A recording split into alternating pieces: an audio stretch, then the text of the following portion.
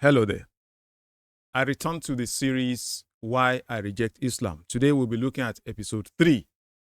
And in this episode, just like in the last one, I want to explore what Islam does to people. It makes people unreasonable. In episode 1, we looked at how Islam stops people from reasoning. And I gave examples. In episode 2, we looked at how Islam makes people unreasonable. Stopping from reasoning is not the same thing as making one unreasonable. To be unreasonable is to be unable to sit down with people and reason and iron things out. Bring your evidence, bring your proof, argue back and forth. Okay, refute me and I refute you. Bring whatever proof you think you have. And if you see that you don't have any ground to stand on, then you have to admit that what you are holding on, it may not even be religion, it may be political view, it may be scientific view, whatever it is. That's what it means to be reasonable. And yet they're going to be saying things that are completely stupid, and you can't get them to sit down and say, examine what you are saying. This thing is false. No, Islam makes people completely unreasonable. So on the what is that? On the logical front, I've shown how Islam makes people unreasonable. Today I'll be looking at how Islam makes people unreasonable historically. I'll give 3 examples. You see, this series, we can do it. I don't know how many episodes we can do. So many episodes remain to be done, to be touched. We can even, I may abandon any other thing and just focus on this alone, why I reject Islam, for the next 1-2 years. We are not going to exhaust it. So let's look at 3 reasons why I believe that Islam renders people unreasonable historically. I'm going to start from their favorite, the Injil. The Injil. Now, Muslims like saying that the Injil is corrupt, which is, there is another episode where I did what is Injil. You can watch that. Up till now, I've not seen any Muslim that came up to tell us what Injil is. Is it a car? Is it a house? Is it a book? Is it whatever? Is it a mobile phone? What is Injil? But let's leave that. I hope that very soon somebody is going to come up and say that. Now, as I explain this aspect, please pay attention. You see, Muslims give you the impression that history is irrelevant. And somebody once told me online, he said, we're talking about religion, you are talking about history. So, as if to say, who cares about history? Religion supersedes history. No. Religion does not supersede history. History are events that actually took place, that people witnessed. So there is no way a religion will come and contradict history, and that religion is going to claim to be from God. So that's how it works. I'll give you very clear examples. Number 1, in 1960, Nigeria gained independence. And so Nigeria is 64 years old in this year, 2024. Okay, 1960. What if after 100 years, somebody comes and he says, God is speaking to him, or an angel is talking to him, and the angel is telling him that Nigeria actually got independence in when? In, let's say, 1860. 1860. Wow. You are going to say, are you in your right senses? Nigeria didn't exist at that time. So how could Nigeria get independence in Nigeria? And the person is saying, that is what an angel revealed to me.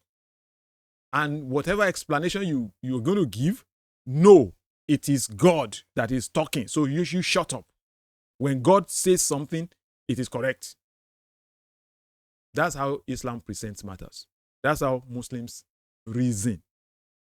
So, and in that wise, they are unreasonable. What they are saying is unreasonable. So I'm going to give you 3 instances. So the Injil, we know when the Injil was written.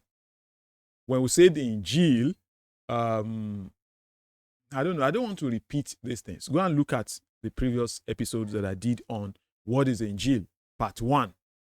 So, but generally speaking, people refer to the New Testament as the Injil. Some refer to the first 4 books of the New Testament, Matthew, Mark, Luke, and John, which we call the Gospels, as the Injil. Okay, Muslims claim that the Injil was a book given to Jesus. They claim that the Injil it was a book given to Jesus, that Allah sent it down upon him. I don't know what that means, but whatever it means, that book was existing as at the time that Muhammad was born. Otherwise, he would not be saying, Jesus, son of Mary, prophesied. He mentioned his name and said, somebody is coming after me that will be called Ahmad. It is, you will find him written. That is Surah 61. You will find him written, I think, ayah 6. Let me look at that. Surah 61, ayah 6. Sharp. I don't want to. I'll be looking at that one very, very, very, very fast. Surah 61. Yeah. Let me make it clear on the screen so you can see it. Where is that? Surah 61. Okay. Ayah 6. So we have to explain these things over and over and over again. Surah 61, ayah 6. Where is it?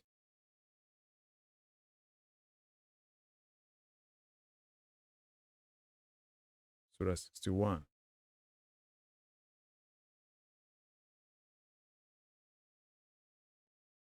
It's not displaying. I'll show it when it displays eventually. But what is there is, remember when Isa ibn Maryam, when, this and this and this and blah, blah, blah, blah. He said this, he said that. Okay? And so it means that Isa ibn Maryam, that they called Jesus Christ, had that book. And that the book was existing as at the time of Jesus, as at the time of Muhammad. These are historical events. They're supposed to be historical events. People were living at the time of Jesus. People were living at the time of Muhammad. Okay? So here is it. It's there eventually. Okay, so here is it. Read it on the screen. So remember, let me make it, I want to make it very clear now.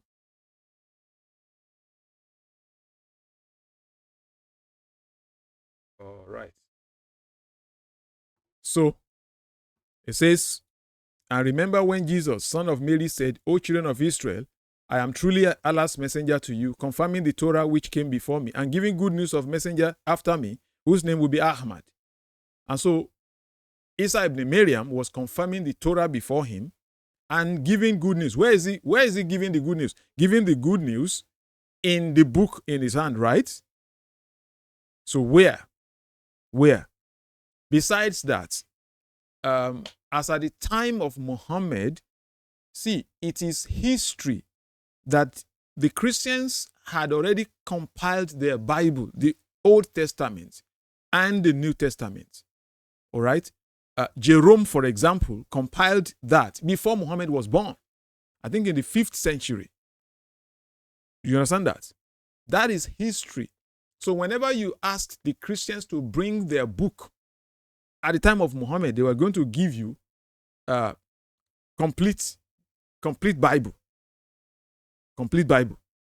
Maybe not in the form we have it today, but they had everything. They had their Torah and they had their gospel, the New Testament. So when Muslims come today and they say, oh, your Bible has been corrupted. Your Bible has been corrupted. You only need to ask them very simple question. So, in fact, a series of questions. So I'm going to ask those questions now. 1, when was the Bible corrupted?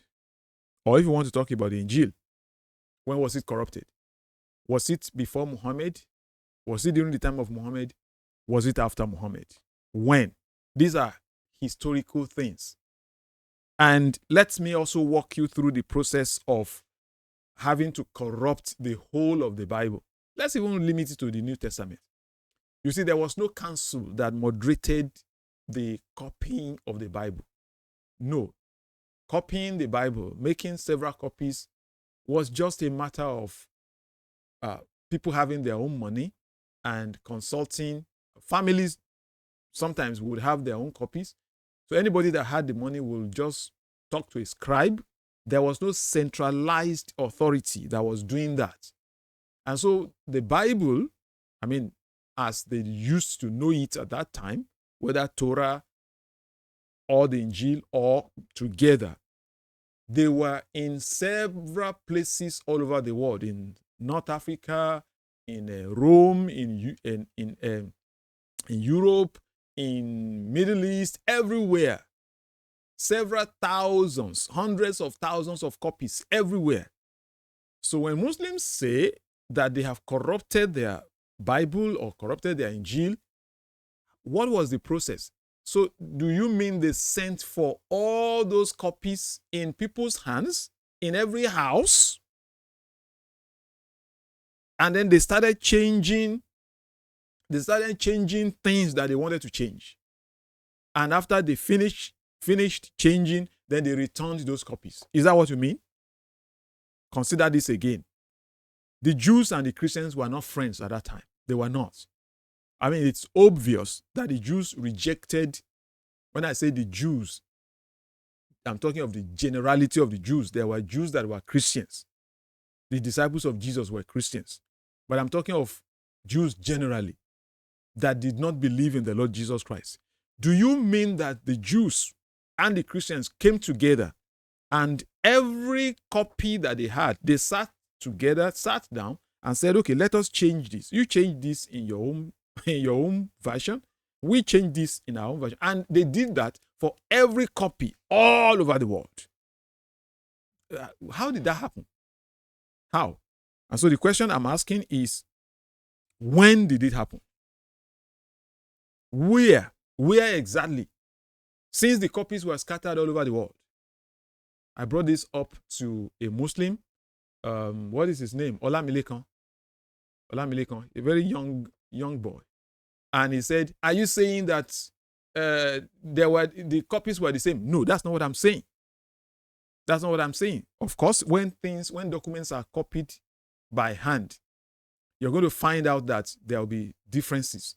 You went to school before, and when your economics teacher or so gave you notes, and a student had to copy from another student had to copy from this, there will be differences.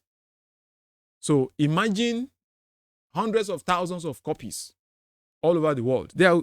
That's not what we're talking about. That's not what we mean by corruption. But to say that they sat down and, because that's your claim, that they have changed, they changed it.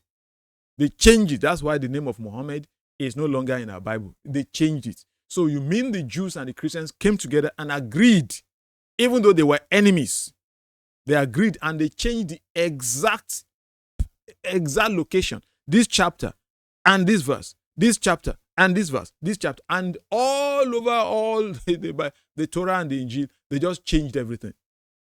So when was that changed? Where?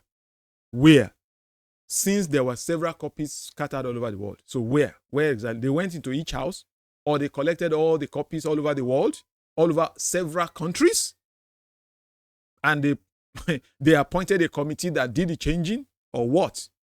Do you see that you are being unreasonable, and nobody can reason with you? That's the product of Islam. So, and how? How did they change it? How? And who? These are questions that they cannot answer.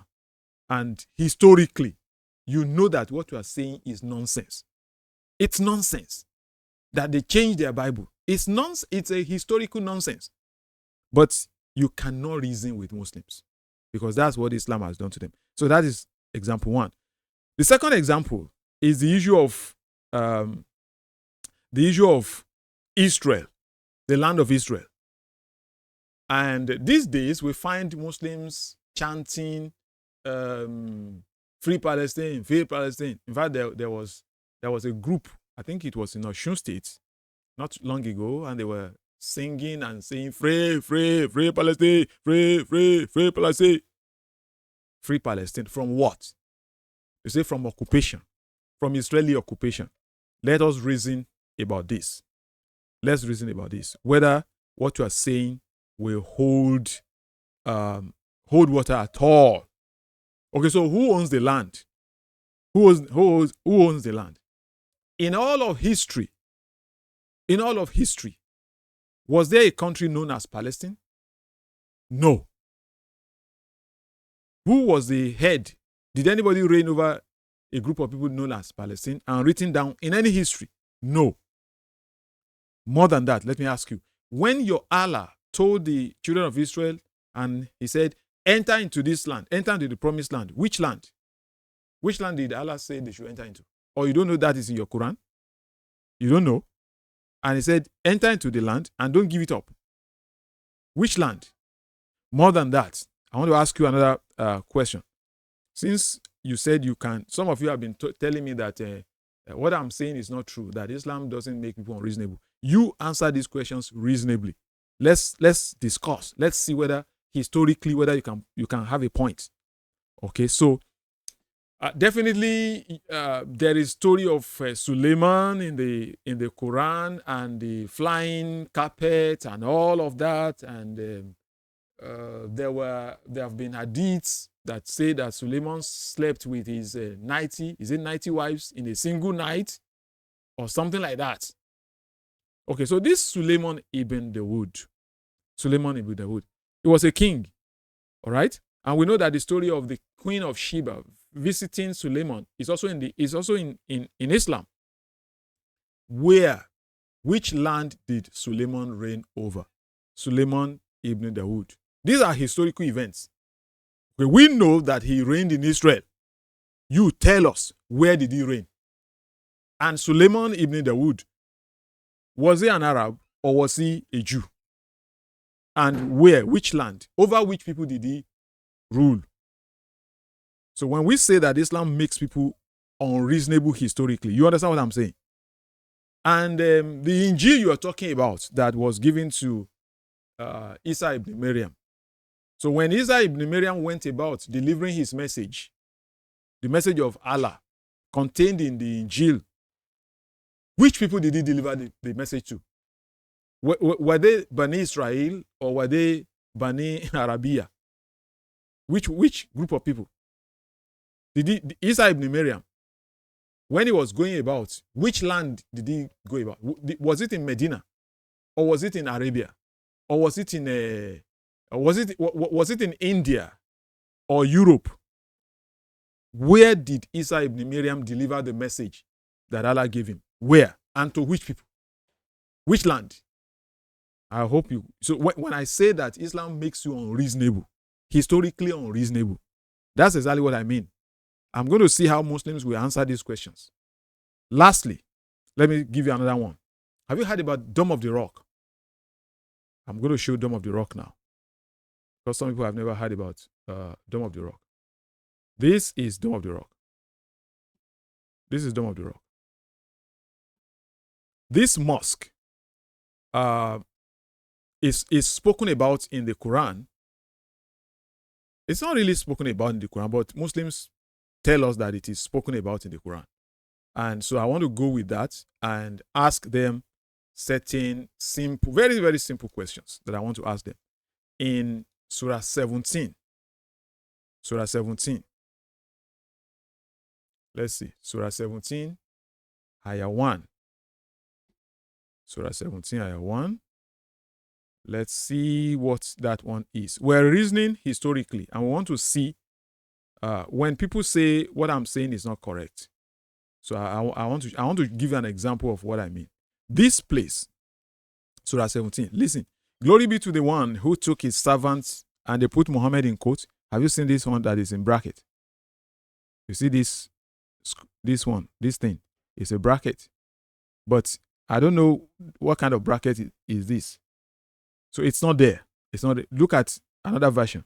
Exalted is he. Say, glory be to the one. Is it the same thing as exalted is he? So these are translations. And just as Christians have translations, we have Bible translations. And we call our own Bible translations, we call them versions. And Muslims say, oh, there are different Bibles. Look at this. This is the Clear Quran, Dr. Mustafa Katab. This. Okay. This is Sahih International. Is it the same thing as this? Exalted is he who took his servant. Look at this one in bracket. So whenever they put the thing in bracket, it is not there originally. Look at it. Let's see. Exalted is the one who took his servant. Do you see that the between servants and by night, there's nothing there. So all these insertions, Muhammad, it is not there. It is not there. They are corrupting the Quran. Your Quran has been corrupted. But let's return to the thing. So he took his servant by night from the sacred mosque to the farthest mosque. This is what Muslims interpret as the sacred mosque is the mosque in, sometimes they say it is in Mecca, okay, Kaaba. And the farthest mosque, by the way, are you saying that Jerusalem is the farthest point from Mecca? Is that what you are saying? That Jerusalem is the farthest? Does that make any sense? The farthest, okay, maybe the farthest mosque by that time. That's what they mean. Okay, so I'm going to grant that. Let's say it's the farthest mosque. What is in the Quran is Masjid al-Haram to Masjid al-Aqsa. So that al-Aqsa mosque that is currently in Jerusalem, they built it later, not when this was written. They built that mosque later. And I'm going to show you, I'm going to give you proof that it was built later. So all this story that Muhammad, when he was traveling to Jannah to go and meet Allah or something like that, that he was riding on a winged donkey, a donkey with wing, buraj or something like that. What did they call it? And so when he got to Masjid al-Aqsa, he tied his donkey somewhere in the mosque. They said there was a mosque there. Muhammad went there, tied his donkey there. I think they said he went there, did ablution, did his prayer. I don't know which prayer he did in the night. And then he tied his donkey, and then he flew to heaven. Maybe an angel took him out. That kind of story. It's there. It's there in some books. Okay, so the question is it true that the mosque was actually there? Is it true that that mosque was there when Muhammad was reportedly, when he reportedly went to heaven, and he tied his donkey inside that mosque, okay, which is now known as the Al-Aqsa Mosque. So let me show you the Al-Aqsa Mosque. This,